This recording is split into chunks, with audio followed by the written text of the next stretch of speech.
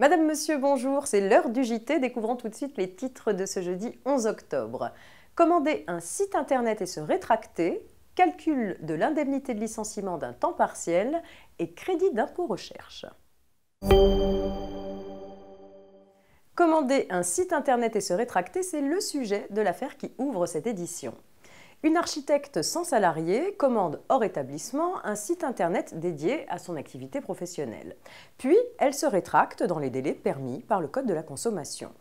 En effet, d'après ce texte, le droit de rétractation s'applique au contrat conclu hors établissement entre deux professionnels dès lors que l'objet du contrat n'entre pas dans le champ de l'activité principale du professionnel sollicité et que celui-ci n'a pas plus de 5 salariés. Le prestataire prétend, lui, qu'elle ne peut pas faire jouer ce droit de rétractation car la prestation commandée qui est utile à ses besoins professionnels entre dans le champ de son activité principale. Les juges donnent pourtant raison à l'architecte. Certes, la création d'un site internet est utile à l'activité de l'architecte, mais elle n'entre pas dans le champ de son activité principale. En effet, ce qui compte, ce sont les caractéristiques particulières de ce service au regard de l'activité exercée. Or, créer un site internet est une activité très éloignée de celle d'architecte.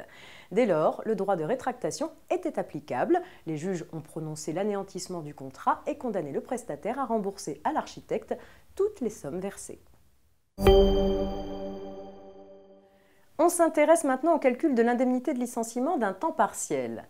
L'indemnité de licenciement d'un salarié qui a occupé des emplois à temps complet et à temps partiel dans la même entreprise est calculée proportionnellement aux périodes accomplies selon l'une et l'autre de ces deux modalités depuis son entrée dans l'entreprise. Cette règle de proportionnalité s'applique au calcul de l'indemnité légale de licenciement et, le cas échéant, à celui de l'indemnité conventionnelle de licenciement. Lorsqu'une convention collective fixe une indemnité conventionnelle de licenciement tout en limitant son montant par un plafond, faut-il appliquer un double prorata tout d'abord à l'indemnité conventionnelle, puis au plafond conventionnel? Non, répond la Cour de cassation, qui confirme ainsi sa jurisprudence et qui rappelle d'abord que, je cite, « le principe d'égalité entre travailleurs à temps complet et travailleurs à temps partiel impose de calculer l'indemnité conventionnelle de licenciement en tenant compte proportionnellement des périodes d'emploi effectuées à temps plein et à temps partiel à défaut de dispositions conventionnelles contraires », puis qui rappelle ensuite que cette règle de proportionnalité ne trouve pas à s'appliquer, sauf disposition contraire de la convention collective, au plafond qui a un caractère forfaitaire. Dès lors, quand l'indemnité conventionnelle de licenciement a été calculée proportionnellement aux périodes de travail à temps plein et de travail à temps partiel, le plafond conventionnel n'a pas à être proratisé.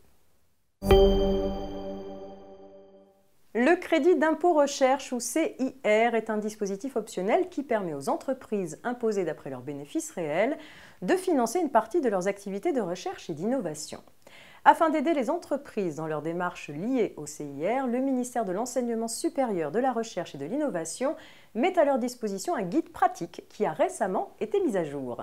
Même s'il est dépourvu de valeur légale ou réglementaire et donc non opposable à l'administration fiscale, il constitue un outil intéressant leur permettant de déterminer leurs dépenses éligibles et de calculer l'assiette du crédit d'impôt. La nouvelle version de ce guide contient notamment une méthodologie d'identification des activités éligibles et des exemples concrets propres à certains secteurs d'activité, tels l'industrie pharmaceutique ou encore l'informatique. Le JT s'est terminé pour aujourd'hui, mais on se retrouve bien sûr demain.